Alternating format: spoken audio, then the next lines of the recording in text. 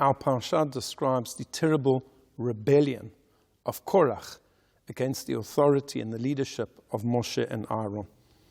Machloket, division and strife, is something terrible and something that unfortunately has happened many, many times in Jewish history, whether it's between individuals, different groups, or sects.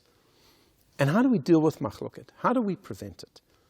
There's a beautiful insight by the Shlah HaKadosh, one of our great Kabbalists, who says, let's focus on the word machloket. It teaches us a lot about the nature of division and strife. First of all is the letter Mem. And the letter Mem has at the bottom a small little opening, a small little crack, indicating that when machloket occurs, it's just a small little opening that's there. It should be closed as soon as possible.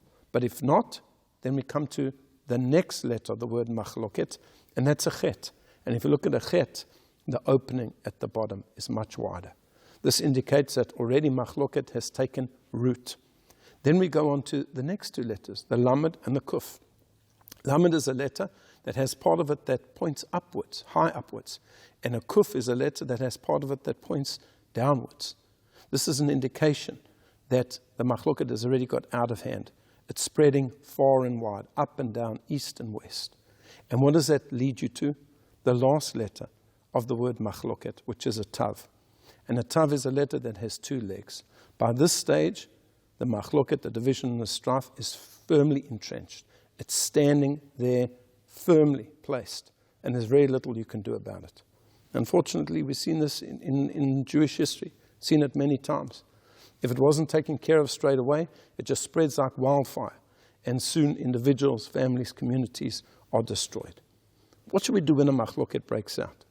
When somebody starts shouting at you and insulting you and saying horrible things, and you just have this desire to say something back to the person, to give it to them as good as they're giving it to you.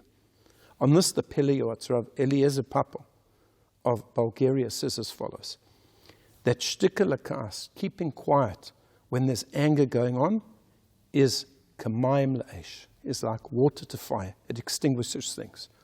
When somebody's angry and they're insulting you, what feeds the fire is when you insult them back, and then it gets worse and worse and worse.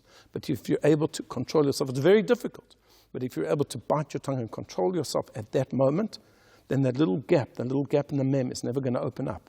Or if it does, you're going to close it as soon as possible. But if you don't, it's going to just go on like a fire without water, uncontrolled, raging, destroying everything in its path.